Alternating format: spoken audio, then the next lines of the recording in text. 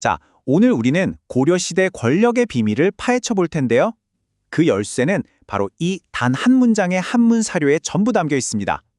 언뜻 보면 그냥 한자 나열 같지만 이 문장 속에 고려 왕실의 핵심 비서기관이 어떻게 움직였는지 그 역할과 위상이 아주 정확하게 정의되어 있거든요.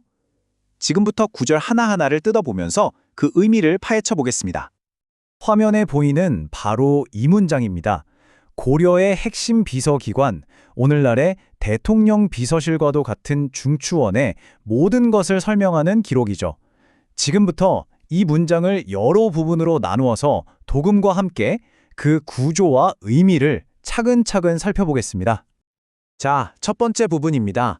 여기서는 이 기관의 가장 기본적인 구성, 즉 어떤 직책이 몇 명 있었는지부터 명확하게 짚고 넘어갑니다. 첫 구절의 도금은 국제지신사일인 승선사인입니다.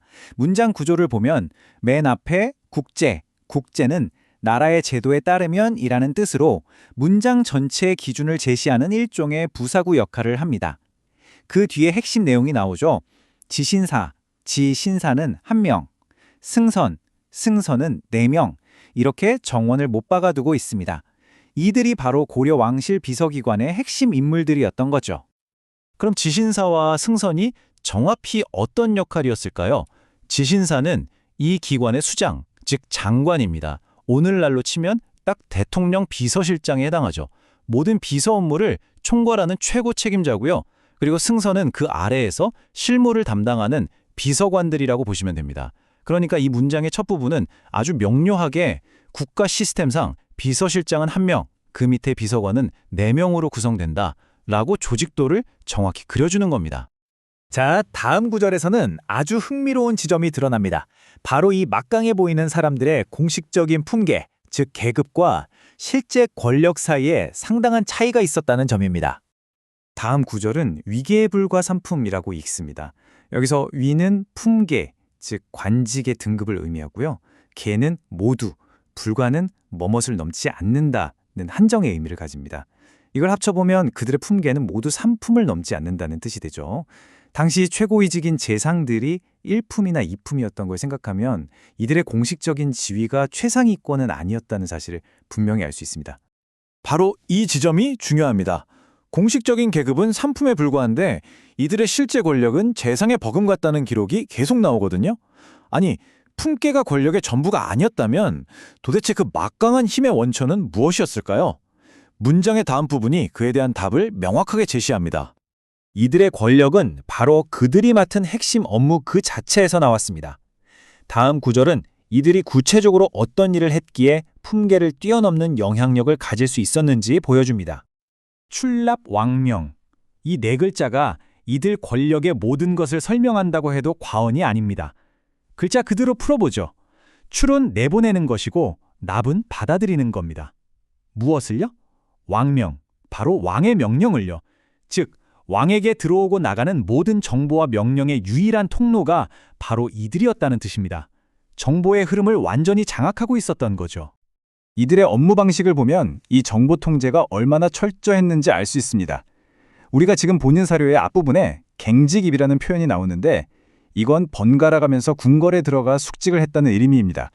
항상 왕의 가장 가까운 곳에 물리적으로 머물렀다는 뜻이죠.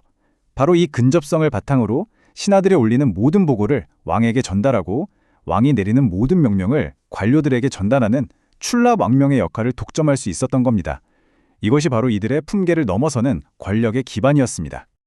하지만 이렇게 막강한 정보 통제권에는 아주 무거운 책임이 따랐습니다. 이 시스템이 문제없이 유지될 수 있었던 건 이들에게 적용된 절대 깨뜨릴 수 없는 원칙 덕분이었습니다.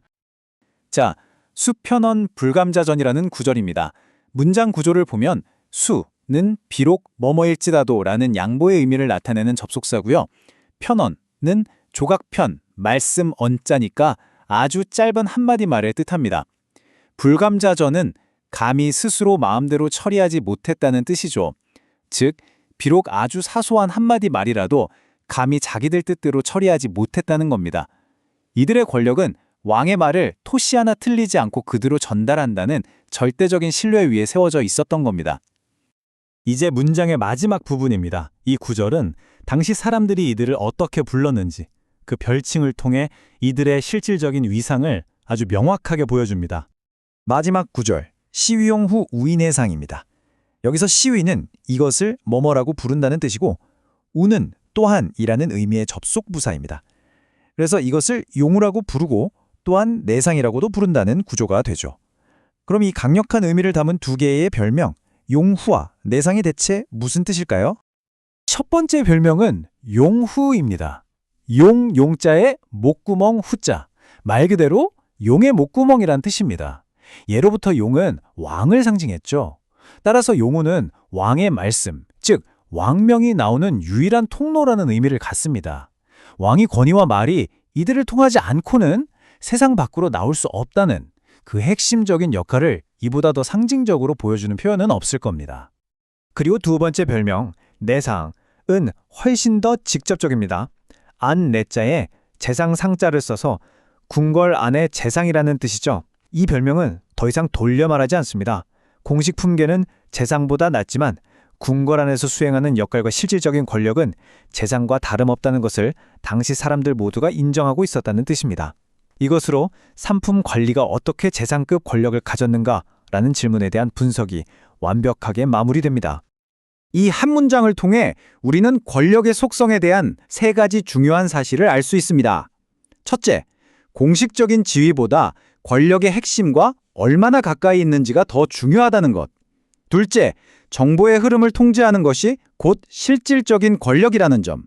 그리고 마지막으로 때로는 별명이 공식 직함보다 그 본질을 더 정확하게 보여준다는 사실입니다. 공식적인 직함이 권력의 전부가 아니라는 점은 고려시대나 지금이나 마찬가지일 겁니다. 오늘날 우리 사회에서 고려의 용후나 내상처럼 공식 직함 뒤에서 진짜 영향력을 행사하는 자리는 어디에 그리고 누구에게 있을까요? 한 번쯤 생각해 볼 만한 질문인 것 같습니다.